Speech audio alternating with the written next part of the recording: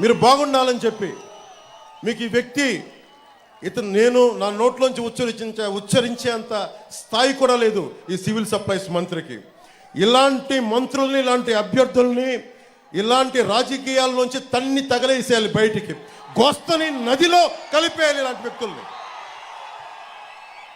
ఎంత అలుసు నీకు, ఎంత పొగరు నీకు, ఎంత అహంకారం నీకు, ఎంత దురహంకారం నీకు. రైతు ఏడుస్తా ధాన్యానికి మొలకలు వచ్చినాయి అంటే నువ్వు బూతులు తిడతావా?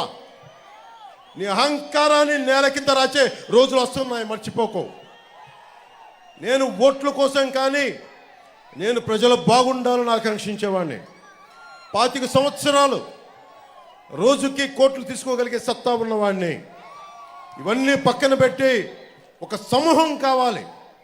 ఒక నదికి, ఒక దేశానికి ఒక నది చాలదు, ఒక దేహానికి ఒక రక్తనాళం సరిపోదు. అలాంటి 5 కోట్ల మంది ప్రజలకి ఒకళ్ళిద్దరు నాయకులు సరిపోరు. 3 పార్టీల బలమైన నాయకత్వం కావాలి. కేంద్ర నాయకత్వం సహాయ సహకారాలు ఉండాలి. చంద్రబాబు గారి అనుభవం కావాలి. మన జన సైనికుల వాడి జోడి మన బలంగా ముందుకు తీసుకెళ్ళగలిగే పోరాట శక్తి కావాలి.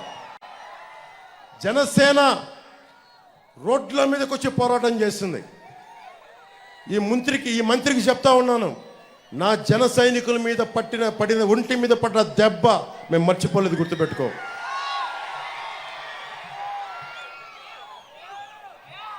ముఖ్యంగా ఉపాధికి ఇక్కడి నుంచి గల్ఫ్కి వెళ్ళిపోతూ ఉన్నారు. కన్స్ట్రక్షన్ లేబర్ కానీ, కార్పెంటర్ వ్యవస్థ కానీ, వడ్రంగి వ్యవస్థ కానీ, అలాగే ఎడ్యుకేటెడ్ కూడా ఇక్కడి నుంచి వెళ్ళిపోతూ ఉన్నారు. ఎందుకు ఇలాంటి మన తణుకు లాంటి ఒక పారిశ్రామికంగా బలంగా ఉన్న నగరం ఎందుకు మనం ఇక్కడ పరిశ్రమలు పెట్టుకోలేకపోతున్నాం? 2047లో ప్రధానమంత్రి గారు కోరుకుంటుంది ఒకటే, మన పరిశ్రమలు మనకు ఉండాలి. ఎక్కడో విదేశాలకు వెళ్ళి చదువులు కాదు, ఎక్కడో విదేశాలకు వెళ్ళి విద్యాలయాలు చదువుకోవడం కాదు, మన విశ్వవిద్యాలయాలు బాగుపరుచుకోవాలి అని చెప్పిన 2047 విజన్ని మా కూటమి బలంగా తీసుకెళ్తుంది.